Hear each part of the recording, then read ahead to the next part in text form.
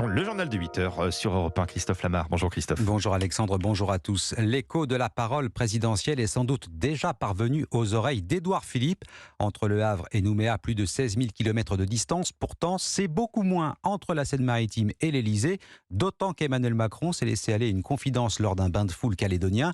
Le chef de l'État estime que son ancien Premier ministre fait partie de ceux qui pourraient lui succéder en 2027. Petite phrase lâchée comme ça, l'air de rien. Reportage Alexandre Chauveau, envoyé spécial d'Europe 1 à Nouméa. Monsieur le Président, quel honneur.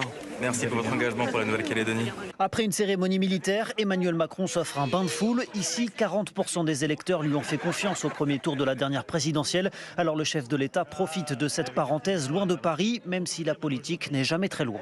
2027, peut-être que M. Édouard Philippe vous remplacera.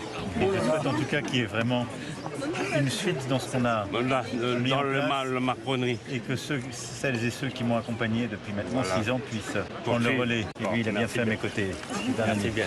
Édouard Philippe, un ami, le mot est inhabituellement chaleureux envers son ancien Premier ministre et la confidence sur sa succession à l'Élysée tout aussi rare. Mais ce sera la seule parenthèse métropolitaine dans cette journée entièrement consacrée aux sujets locaux. Milieu de matinée, Emmanuel Macron est reçu au Sénat coutumier, l'instance politique des Kanaks, à qui il redit sa volonté de rassemblement.